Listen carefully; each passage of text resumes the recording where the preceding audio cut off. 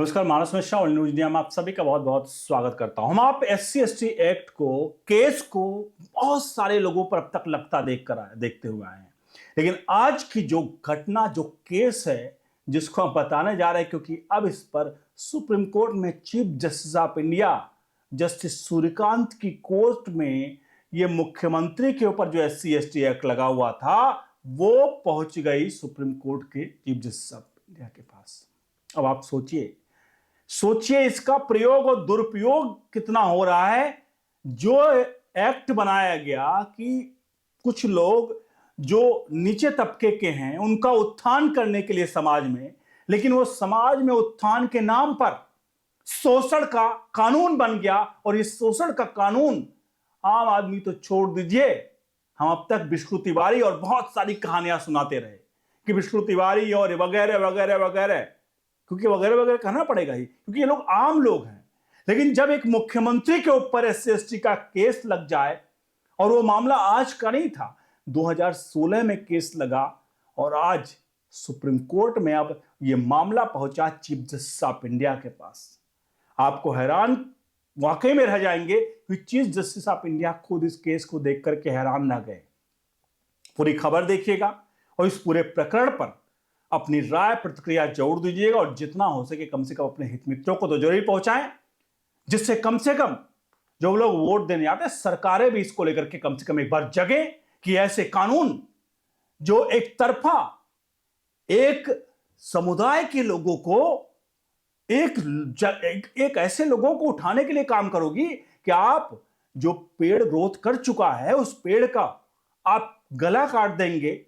अभी तो आपको काम करना चाहिए कि जो जिस पेड़ का ग्रोथ नहीं हुआ है उसको खाद पानी दीजिए, वो बढ़े। आप खाद पानी देने के अलावा आप उस पेड़ को काटने का काम कर रहे हैं जो ग्रोथ कर गया है।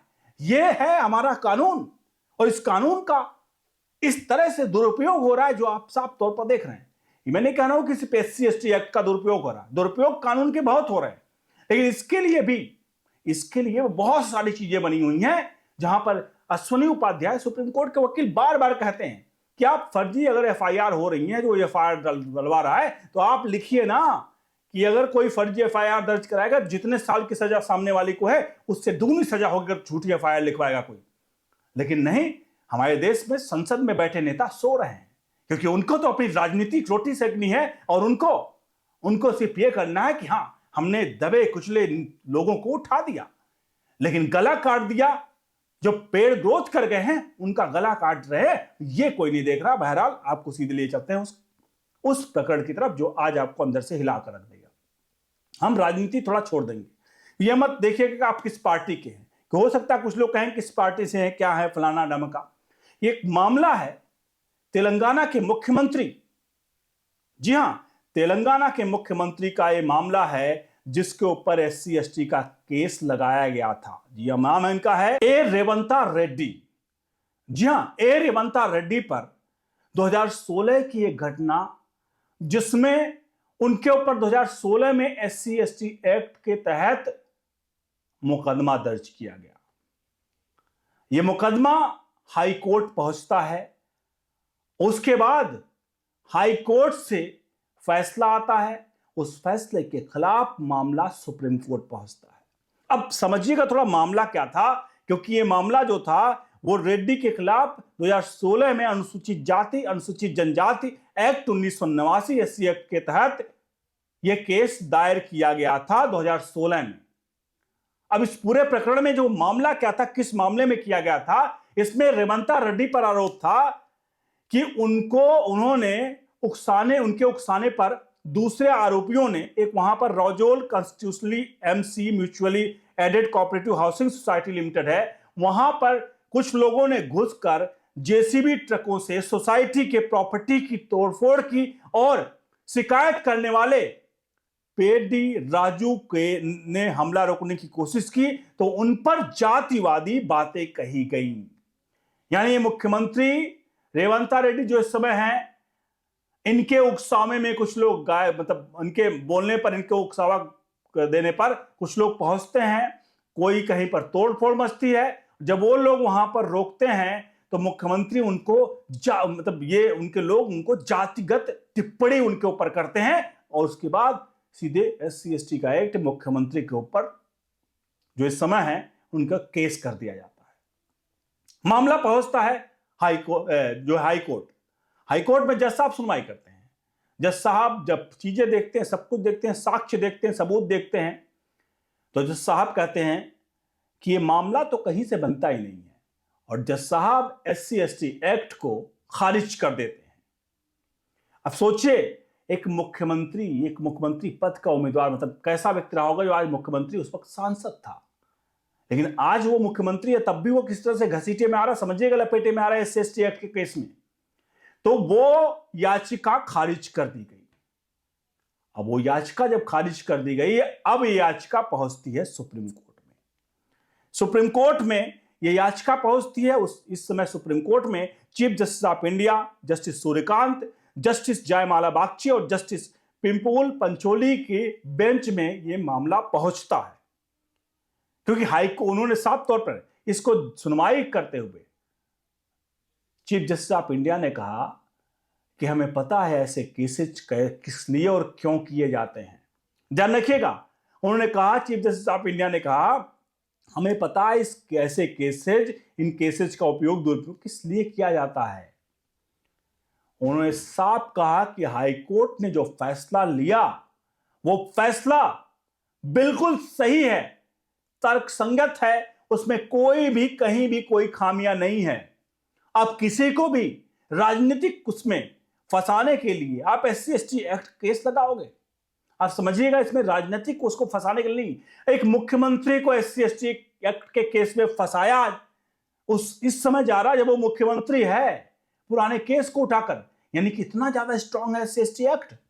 अब सोचिए, विष्णु तिवारी जैसे लोग जो बेचारे 20 से 25 साल तक सजा काटा उन्होंने, जो अपने जीवन का परिवार गंवा दिया, इसके अलावा बहुत सारे केसेज ऐसे हैं जिनका जिक्र हमने अपने चैनल पर किया है।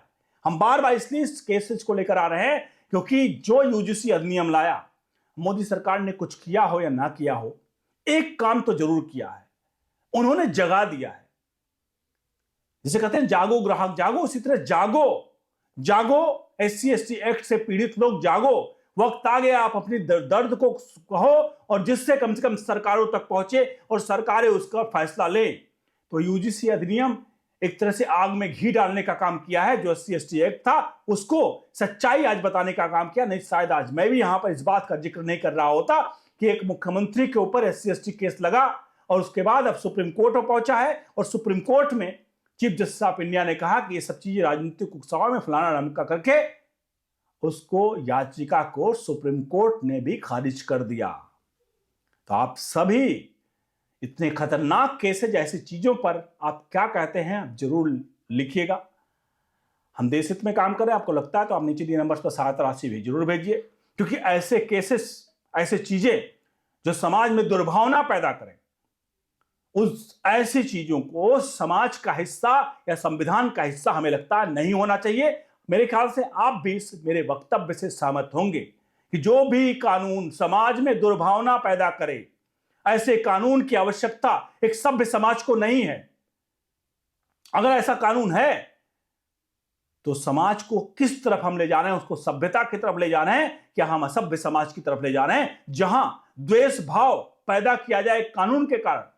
कोई व्यक्ति आए और दूसरे पर केस लगा दे और उसको घसीट कर पुलिस लेकर जाए, क्योंकि एक व्यक्ति इतना बड़ा सच्चा है कि उसने आंख बंद करके भी कह दिया, अरे इसने मुझे जाति सूचक शब्द कहे, उठा कर ले गई पुलिस।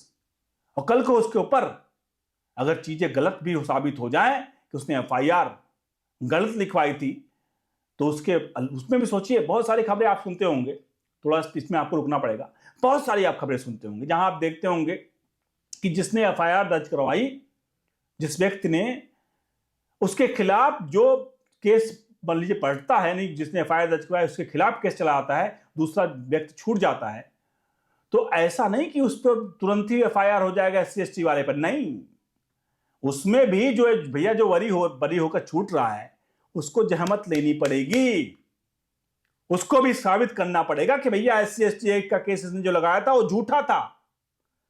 और एक बात बता दीजिए, एक आम पब्लिक विष्णु तिवारी जैसे लोग बेचारे वही कहते हैं, जान बची तो लाखों पाए, जान बची तो लाखों पाए। ऐसे में किसी तरह वो अपने केस से बरी हो गए, यही बहुत है। फिर से कहें केस में लड़ना कि उसको जेल भिजवाना सामने वाले को, कतई नहीं। यानी साबित भी होना चाहिए कि भाई उसने केस गलत किया था, आप बरी हो गए, इसका मतलब ये नहीं कि उसने केस या एफआईआर गलत किया था। ये बड़ा इसके बीच में बहुत कंफ्यूजन है। तो आप इस पूरे प्रकरण पर राय प्रतिक्रिया जरूर दीजिए, वीडियो को लाइक शेयर जरूर करिए। क्या SC/ST एक्ट आज हमारे समाज के लिए एक शोषण का हथियार नहीं बन गया हमारे समाज में, जहां इसका दुरुपयोग करके लोगों को फंसाया जा रहा है? और जब ऐसे केसेस, ऐसे कानून है, तो इन कानूनों में एक प्रावधान सीधे तौर पर होना चाहिए कि जिस समय एफआईआर लिखी जाए उस वक्त लिखा जाए साफ तौर पर, एक हलफनामा लिया जाए एफआईआर दर्ज करते समय, और जो SC/ST एक्ट में एफआईआर लिखवा रहा है उससे कहा जाए अगर ये गलत हुआ तो तुरंत उसमें सामने वाली पार्टी जो है उसको सिद्ध नहीं करना पड़ेगा। आप जो लिख रहे हो वो सही लिख रहे हो, जो भी आपने लिखा सही लिखा है, उसको सिद्ध नहीं करना है। आपने कह दिया तो मान लिया गया कि हाँ आप सही कह रहे हो, लेकिन अगर ये सिद्ध नहीं हुआ तो सामने वाली पार्टी को नहीं कुछ कहना पड़ेगा। जैसे आपने लिख कर दे दिया वैसे वो भी लिख के देगा कि भाई ये तुमने तो गलत किया मेरे साथ, और तुम्हारे पर सीधे कार्रवाई हो जाएगी। नो सबूत नो साक्ष्य, तुमने झूठ बोला और झूठ बोलने की सजा अगर उसे 10 साल की थी तो उसको 20 साल तक रखा जाए, उसको जेल में। जो भी सजा थी उससे जबरदस्त वो है, जैसे विष्णु तिवारी के केस में था, जिसने कराया था उसके परिवार को उठा के जेल में डालो, क्योंकि जिसने गलती की है उसकी सजा आज कई पुश्तें भुगत रही हैं, तो उनको भी भुगतवाइए आप। मान लीजिए सवर्णों ने कभी किसी के ऊपर किया था, तो आज सवर्णों की पीढ़ियां पूरी भुगत रही हैं, तो कम से कम जिसने अभी किया उनके पूरे परिवार की पीढ़ियों को भुगतने दीजिए, डाल दीजिए जेल में। विष्णु तिवारी की तरह 50 साल जेल में सड़ने दीजिए पूरे परिवार को। यह है असली न्याय। अगर आपको लगता है कि संविधान के पूरक है, मुझे लगता नहीं कि यह संविधान पूरक है जो मैं बात कर रहा हूं इस समय, कि उसको 50 साल डाल दिया जाए। लेकिन जब कानून इस तरह के बनाए गए हैं तो ये तो वही कहते हैं क्रिया की प्रतिक्रिया है। तो फिलहाल कानून में बदलाव की आवश्यकता है। आपको लगता है तो जरूर लिखिए, वीडियो को लाइक शेयर करिए। बने रहिए न्यूज इंडिया के साथ। बहुत बहुत